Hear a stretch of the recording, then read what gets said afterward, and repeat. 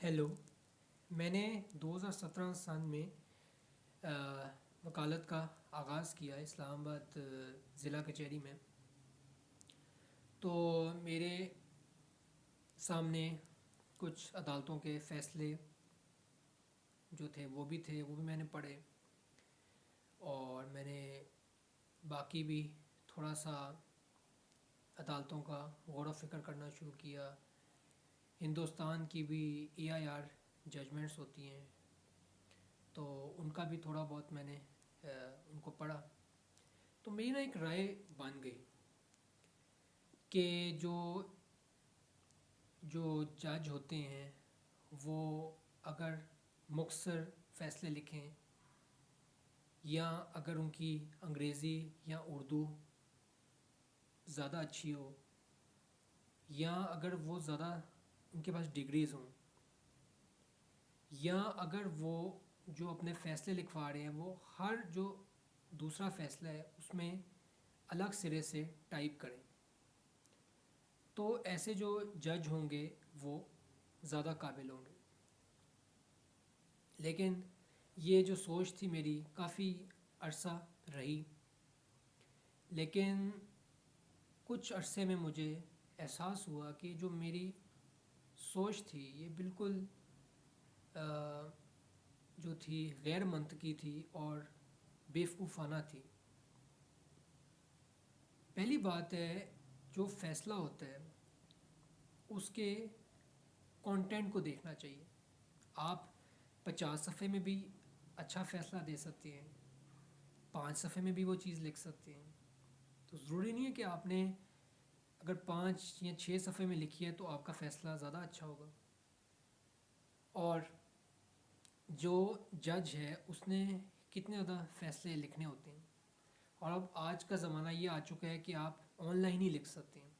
پہلے ہوتا تھا ہاتھوں سے لکھتے تھے جج حضرات.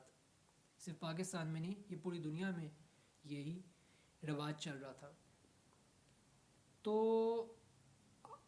اب جو ہے وہ ٹائپ کر لیتے ہیں. تو اب انہوں نے فیصلے ایک دن میں 3 بھی لکھنے ہوں گے، 4 بھی لکھنے ہوں گے. تو اگر وہ پہلے کا ہی ایک فیصلہ بنا ہوگا تو اگر اسی میں وہ ایڈٹ کر دیں گے تو ان کا کام آسان ہو جائے گا. تو اس سے جو ہے وہ اس جج کی قابلیت میں تو کوئی فرق نہیں آنا چاہیے. اور جو ڈگریز ہیں وہ تو ایک میں سمجھتا ہوں کہ بیکار چیزیں ہیں. ٹھیک ہے، قابلیت جج کرنے کے لیے، قابلیت جج کرنے کے لیے بیکار ہے، ویسے ان کے فائدے بھی ہیں. اگر ایک جج نے PhD کی ہوئی ہے اور ایک نے LLB کیا ہوا ہے تو اس سے کوئی فرق نہیں پڑتا. قابلیت جو ہے اس کی وہ اسی وقت ہوگی جب اس کو قانون کا پتہ ہوگا، مطالعہ اس کا اچھا ہوگا. اور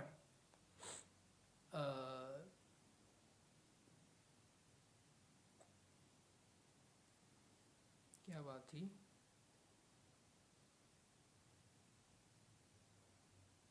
جی انگریزی کا زبان کی میں بات کر رہا تھا. اچھی انگریزی یا اچھی اردو لکھنا بہت اچھی بات ہے، لیکن اس کا جج کی قابلیت سے کیا تعلق ہے. اگر آپ لکھیں کہ میں مطالعہ کر رہا ہوں یا میں پڑھائی کر رہا ہوں تو ایک ہی بات ہے، بات تو سمجھ آ رہی ہے. سب سے امپورٹنٹ چیز ہوتی ہے کہ آپ کی بات دوسرے کی تک سمجھ آنی چاہیے. اب جو گورے حضرات ہیں یا باقی جو چائنیز ہیں جو پاکستان آتے ہیں وہ بھی اردو سیکھتے ہیں، ہم لوگوں سے بات کرتے ہیں. لیکن اس کا یہ مطلب تو نہیں ہے کہ اگر ان کی بات سمجھ نہیں آئی تو ہم کہیں کہ یار یہ تو ان کی یہ فارغ ہیں.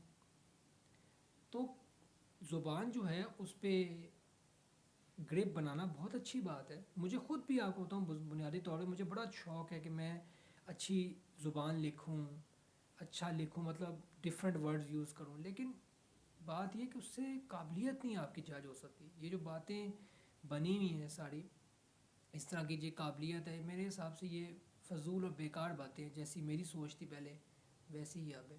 اور ایک بات میں ایک عرض کرنا چاہ رہا تھا آخری، وہ یہ ہے کہ میری پہلے یہ بھی سوچ تھی کہ جو وکیل حضرات جرا جسے آپ انگریزی میں کراس ایگزامینیشن کہتے ہیں، اگر وہ جرا ہے وہ بھی اگر آپ وہ چھوٹی رکھیں، 5-10 منٹ کی رکھیں، تو وہ وکیل زیادہ سمجھدار ہے اور زیادہ ذہین ہے. اور جو جرا لمبی کرے گا، گھنٹے تک جائے گا، 1.5 گھنٹے تک جائے گا، وہ تو ایسے ہی بیکار ہے. میں سمجھتا ہوں کہ میری وہ بھی سوچ جو تھی بالکل پسماندہ تھی، کیونکہ جو جرا ہوتی ہے اس میں آپ نے سوالات کرنے ہوتے ہیں اپنے مخالف جو پارٹی ہوتی ہے، وہ جو کلائنٹ ہوتا ہے اس کی جو مخالف پارٹی ہوتی ہے اس نے آپ نے سوالات کرنے ہیں، تو وہی بات ہے کہ آپ نے اچھے سوالات کرنے ہیں۔ پھر کیس کی نوعیت بھی ہوتی ہے، کیس کوئی کمزور ہوتے ہیں، کوئی بہت جو ہیں وہ طاقتور کیس ہوتے ہیں، تو اگر آپ جھرا لمبی بھی کر لیں گے تو اس سے آپ کی قابلیت کو جج نہیں کیا جا سکتا، قابلیت کو اسی بیس پہ جج کیا جائے گا جب آپ اچھی جرا کریں گے، اچھے سوالات کریں گے، جسے آپ ریلیونٹ سوال آپ کہتے ہیں، ٹھیک ہے، اور ایسے سوال ہوں گے جس سے دوسری جو پارٹی ہے، ٹھیک ہے، اس کو تنگ کیا جائے، اس کو کنفیوز کیا جائے، تو یہ چیز ہوتی ہے۔ تو میں بس یہ عرض کرنا چاہتا، میں اپنا ایک اوپینین دینا چاہ رہا تھا جو میں نے پہلے سوچ رکھی اور جو آج کی سوچ ہے۔ سننے کے لیے شکریہ۔